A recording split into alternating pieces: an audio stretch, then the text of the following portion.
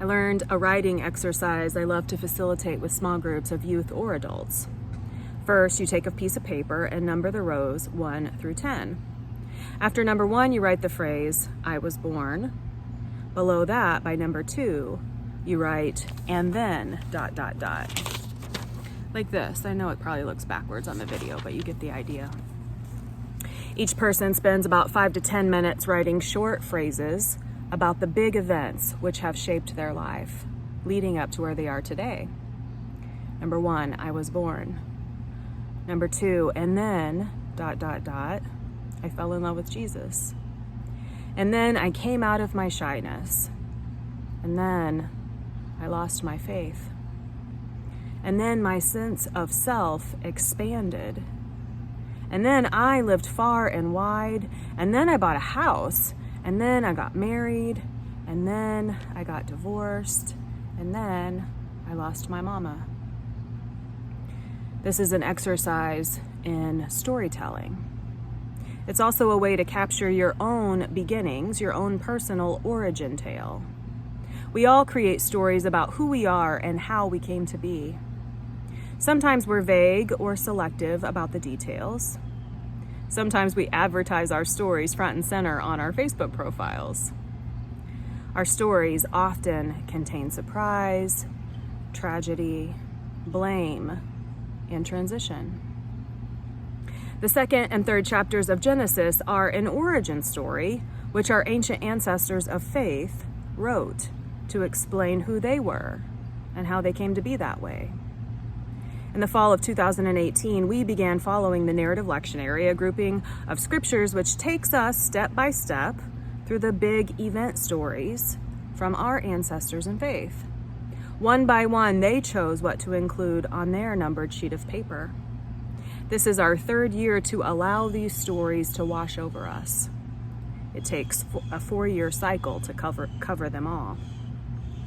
We begin this September not with the first account of creation from Genesis 1, the tale of a creator crafting and ordering all things within 7 days. Instead, we begin with Genesis 2, an additional or alternative story about how God created earth creatures. That's us. In the first account, God, using plural pronouns, said, "Let us make humankind in our image, according to our likeness." All genders were created simultaneously. In this second version from Genesis 2, God created a singular earth creature from topsoil.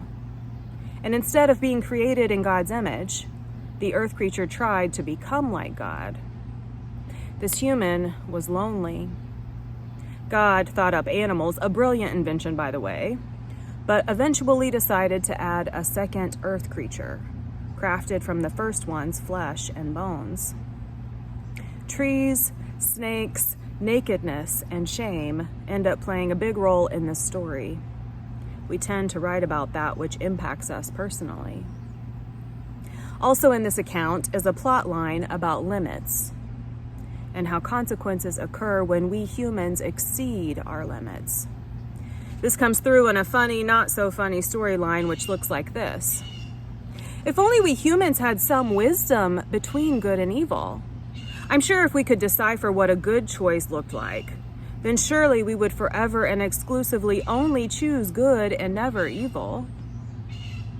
It's funny, not so funny because of what the world looks like today, September 2020. Just look at all the human choices we've made and continue to insist upon making. Even though we know a lot about what good choices look like, and the same for evil, we humans have a tendency to take action against that which is good for us. Often when our storyline gets sidetracked, we get stuck within a blame loop, refusing to move forward. "It wasn't my fault," said Eve, "it was the snake." Even though the snake didn't bite or strangle or attack. I mean, all it really did was ask a question. Did God really tell you not to eat from the trees in the garden? However, questions all by themselves have a tendency to open up complexity, which is why sometimes we don't ask our questions. Adam said, "It wasn't my fault. Eve tempted me." Even though God only told Adam not to eat of the tree of knowledge, Eve hadn't even been created yet when God set that particular limit. Even though the story says Adam was standing right next to Eve during the snake conversation, and she never said a word to him about the fruit. Adam made his own choice to disobey the limit.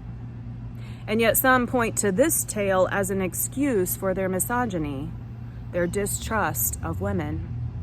We are labeled as temptress and held responsible for the so-called fall of man. An imagined writing exercise by Adam from Genesis 2-3. Number 1, I was created. Number 2, and then I was lonely. And then I found love, and we became one flesh. And then we made decisions to reach beyond our limits. And then everything fell apart. And then we felt shame. And then we blamed others for our own choices. And then consequences caught up to us. And then God intervened and provided for our needs. And then we had no good choice except to move forward, to transition our storyline. You can always rewrite your own story. You can't change the events that have already happened, but you can change your perspective about them. You can reevaluate any blame loops that you've gotten stuck in. You can write another number on the piece of paper and create a transition storyline. Our ancestors in faith rewrote their origin story a time or two, and we are the ones moving that plot line forward. Just because, I kind of want to go back and take a look at the role of trees in this ancient origin tale. I could as easily hover over the role of snakes, because if you didn't know, I like them quite a lot, but no, I'm not going to force them on you today. In this story from Genesis, it was a tree that provided sustenance for the earth creatures to live on. It was a tree that held wisdom, the knowledge of good and evil. It was a tree whose fig leaves provided loincloths to clothe the human beings. It was a tree that Adam and Eve hid behind when God was walking through the garden. It was a tree that they had to be banished from, the tree of life, which would allow the earth creatures to live forever. I can't help but think about other trees. Those in the Midwest, which were uprooted and destroyed by the recent derecho winds last month. The thousands of acres of trees on fire right now in Oregon and California. The trees which I laid beneath last week on vacation in New Mexico. How they provided shade and comfort and scope for the imagination. Sometimes our life choices can become so human-centered, we can forget the irreplaceable role that the rest of creation has in our survival and thriving. Maybe you'll ponder and write down your own origin story today, numbering your paper from 1 to 10. Maybe you'll notice the times you reached beyond your limits and the consequences which ensued. Maybe you'll pay attention to when you made choices for good and choices for evil. Maybe you'll notice the role of trees or snakes or kittens or gardens or water. Maybe you'll write a number 11 and live into your future in ways that are good and true and healing. May it be so. Amen.